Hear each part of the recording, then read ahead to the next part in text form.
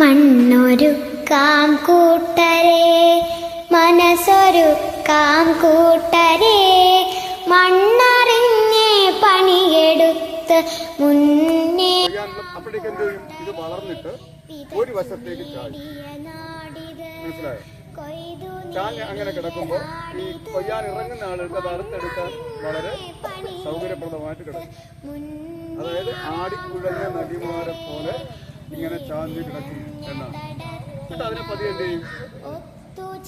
അത് കൊയ്തെടുക്കും. കൊയ്ത് കട്ടകളാക്കി, അങ്ങനെയാണ് കട്ട എന്ന് പറയുന്നത്. ആദ്യം ചെറിയ കട്ടകളാക്കിയിട്ട് അതിനെല്ലാം കൂടെ ഒരു കെട്ടാക്കി. കെട്ടാക്കിയതിന് ശേഷം തലച്ചുമടായിക്കൊണ്ട് എവിടെയാണോ ഇത് ചെയ്യുന്നത്, എന്താണ് കതിരടിക്കുന്ന സ്ഥലം, അവിടെ കൊണ്ടുപോയി കതിരടിച്ച് ഒരു ചെറിയൊരു കല്ലോ മറ്റോ കാണും, അതിലടിച്ചതിനെ കൊഴുത്തെടുത്തിട്ട് ഈ വൈക്കോലില്ല ഇതിന്റെ ചെടി, ആ ചെടിയെ അവിടെ കൂട്ടി വെച്ചിട്ട് ഒരു മൂന്ന് ദിവസം കഴിയുമ്പോൾ അടുത്തെടുത്ത് വീണ്ടും ഒന്നുകൂടെ അടിച്ച് ബാക്കി നെല്ല് അതിന് കൊഴുത്തെടുക്കും.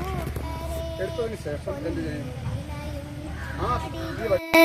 പൊന്നുപോലെ കാക്കണം മണ്ണറിഞ്ഞേ പണിയെടുത്ത് മുന്നേറാം കൂട്ടരെ, കാലം കാക്കും സ്വപ്നമെല്ലാം സഫലമാക്കാം കൂട്ടരെ, മണ്ണറിഞ്ഞേ പണിയെടുത്ത് മുന്നേറാം കൂട്ടരെ, മണ്ണൊരുക്കാം കൂട്ടരെ, മനസ്സൊരുക്കാം.